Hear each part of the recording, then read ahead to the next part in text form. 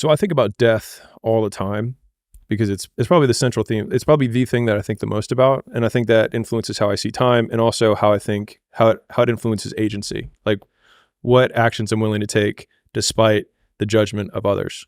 And so a lot of times, and it might be because I have more insecurity than everyone, that I think like, man, I want to do this thing. And then I hear all these other voices of reasons why I shouldn't do it, or why somebody else will say like, that's bad, or you're bad, or like, that's wrong, whatever. And so I think I've had to come up with a lot of these devices to get around my own insecurities, to take action despite those insecurities. And the biggest one that I think about is that it doesn't matter whether I achieve all of my goals or I don't achieve all of the goals. In 3 generations, I'll be forgotten. And the only people who were naysaying against me will also be dead.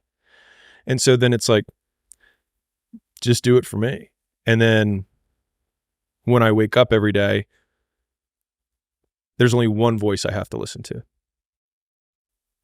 I think that the more you flex whatever that muscle is of like independent thinking, the more it becomes the default way that you think. And then everyone else's action is just start looking more and more insane to you. What's an example of that you can think of?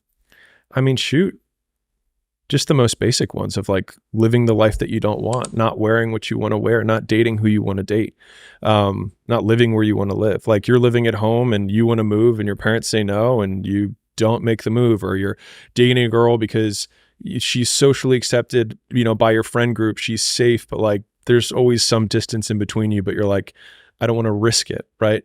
Or like you're in the job and every day you go there and you're like, I mean, it's okay. And the idea of just living an okay life just sounds so terrifying to me that the freedom to fail over and over again is still more fulfilling to me. At least it feels like it's real than walking through kind of on autopilot. And so I think that's a lot of the choices that other people make that seem insane to me now, but didn't seem insane to me a decade ago. You know what I mean? I think it's just like, as you practice taking more agency, taking more responsibility for the decisions, then you just get better and better at it. And then it just seems more and more ridiculous. They're like, I just can't quit my job. And you're like, why?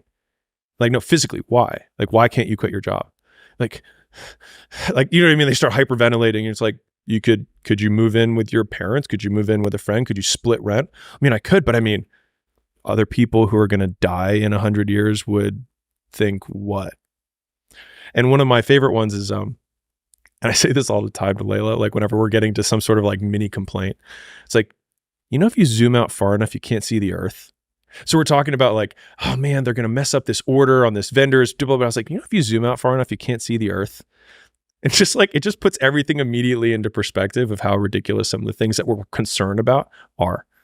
Sean Puri's got this thing where he says, don't follow what most people do because you don't want the results that most people get. The average person is obese, likely to be divorced, and has less than 1K in the bank. It feels safe to do what everyone else is doing, but it's actually a terrible decision.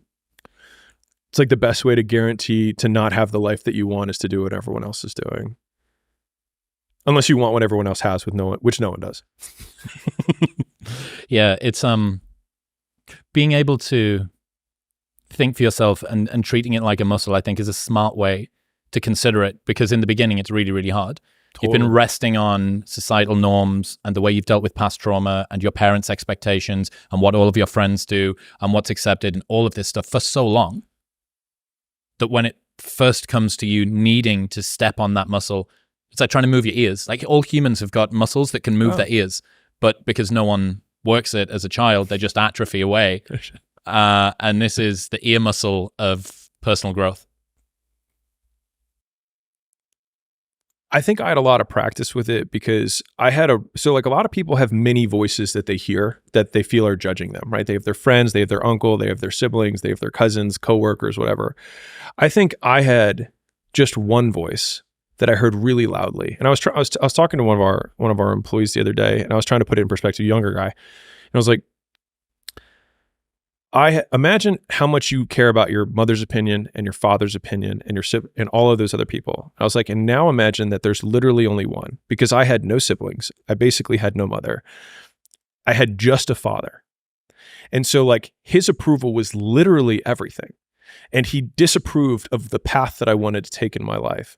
And so I think a lot of these mental faculties or these little frameworks or these isms just came from like how can I combat this incredibly booming voice in the background? Because like when I look at what I was doing at the time, like I was a consultant, I graduated in 3 years, I took the consulting job, I did all the things. But the craziest thing was that the moment that my father was most proud of me and he approved of my life the most was when I was the saddest. And so that's when I was like, maybe his approval isn't the right way to feel good about life. And so that started basically the 6-month journey from when I decided that I wanted to change my life till when I changed it. And I think that like as you become more able or more potent or higher agency, that timeline between when you decide you want to do something and when you actually do it just continues to compress, right? Like now if I want to change something, I'm like, let's change it, like done. We walk out of a thing, I was like, we're never going to do that podcast again, or I don't want to talk to this person again, or whatever it is, right? Whereas before it's like, okay, I have to sleep on it. I have to really think about it. And like, how am I going to, it's like, why do I care about how I'm going to say it? This is what it is, done. And it's just like, and that timeline is compressed, but the hardest one for me, like the first one was by far the hardest. And everyone since then, the nice thing is that no matter how difficult your circumstance is, if you have, like the bigger the wall that you have to get through is, as soon as you get past that one big wall, you then can use that wall as the evidence for why you can jump over the next wall, because that will be the biggest one. And so like after I did quit my job and left my house and left Baltimore and didn't tell my dad until I was across the country because I was so afraid, like people think of me as like some big alpha, whatever. I was like, I was so afraid of my father's disapproval that I didn't tell him until I physically left the state. Like I'm not like, think about that. Like I wasn't even just one state over. I was like 5 states over. And then I was like, hey, by the way, I'm going to California. And he was like, well, let's come over. We'll talk about it. And I was like, I'm in Ohio. Already here. Yeah. Already. And then then obviously he had a different reaction. Right. But then after that, it was like, what do I have to do now? It's like, oh, I gotta sell strangers. And I was like, I told my dad I didn't want to do what he wanted. How hard could this be?